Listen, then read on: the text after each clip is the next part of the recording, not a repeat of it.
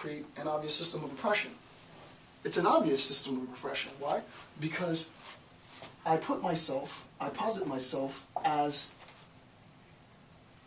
if you will, a prototypical representation of the type man, and then I require all sort of inferior types of men to ascribe to this type.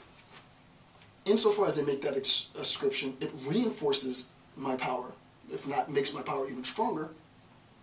And what ends up happening is the very attempt to ascribe to my power further oppresses members of the population, right?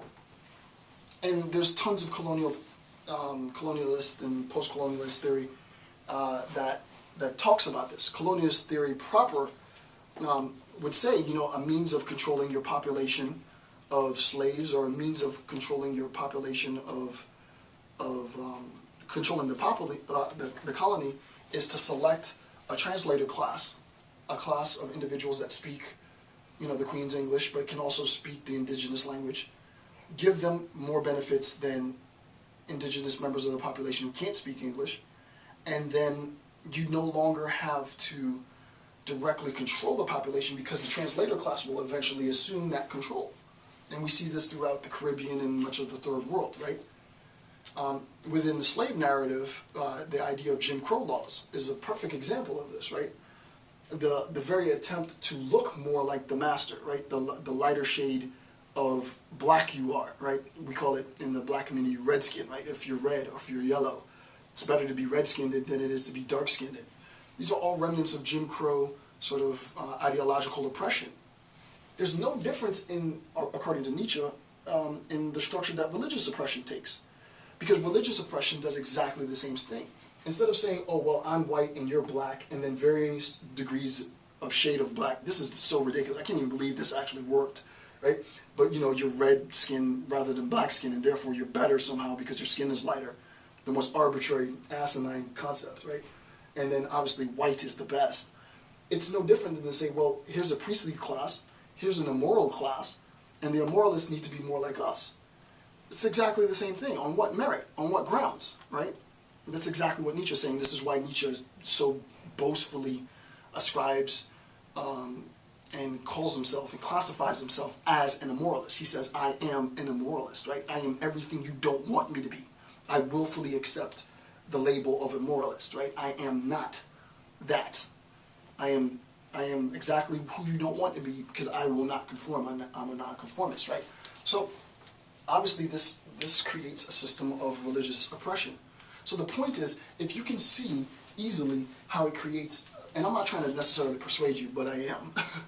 If you can see how if you can see how it creates a system of oppression, obviously in Jim Crow laws, if you can see how it creates a system of oppression in colonial laws and colonial justification for conquest, then the question is, can you see how it creates a system of oppression in religion? And I think Nietzsche is pretty clear on how the system of oppression within religious orthodoxy manifests from positing the sacerdotal class as the highest instantiation of the type man, to be technical, right? So hopefully that is clear. I think that is clear, and I think what he's at least consistent. You might not believe what he's saying, which is fine, but he's at least consistent in his reasoning. All right, so that's number 2. Remember, this is sort of the structure of religious oppression in Nietzsche, or according to Nietzsche. Number 3, the system of oppression was intentionally designed. And we talked about the idea of design, the intentful design of a system of oppression in one of my favorite notes, 12b, earlier, much earlier in the lecture, right?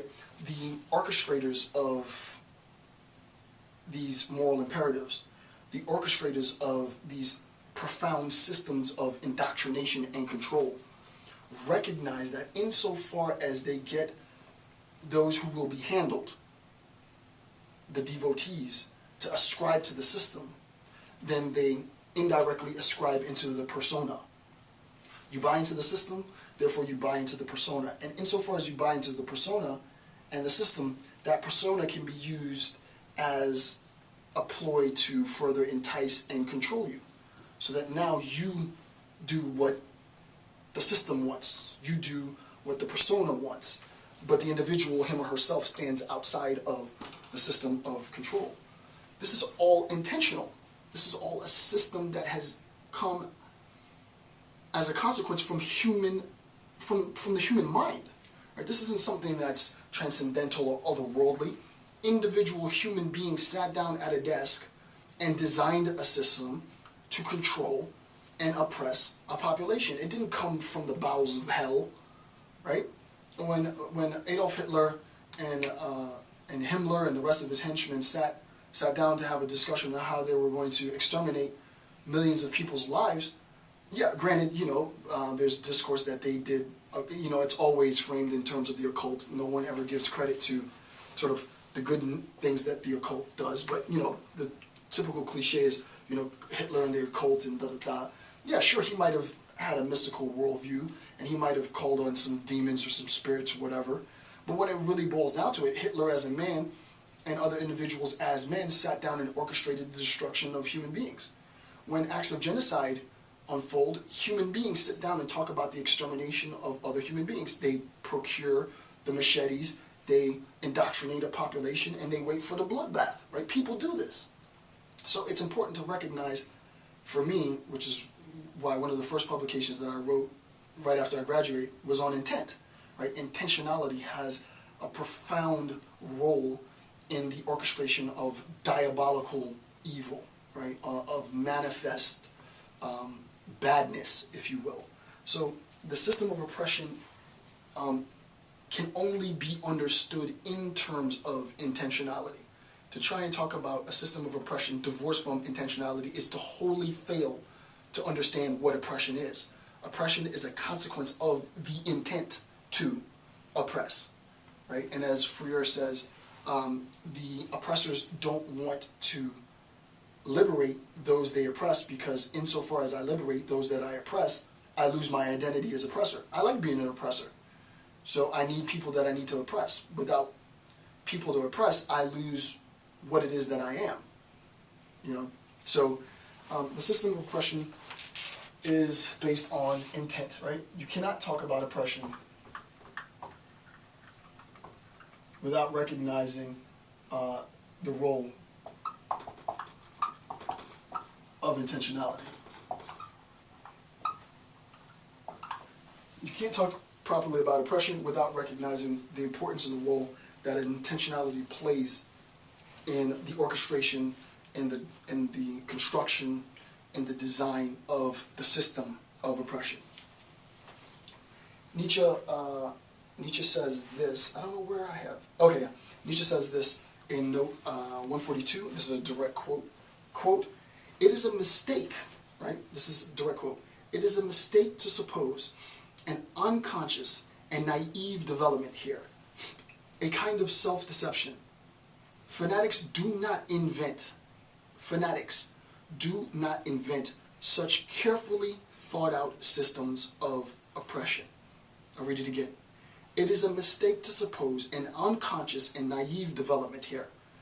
These systems of oppression, Jim Crow laws, colonialism, Nietzsche would say religious oppression, religious orthodoxy, they don't unfold out of sort of unconscious development. They're not sort of phantasms that float about.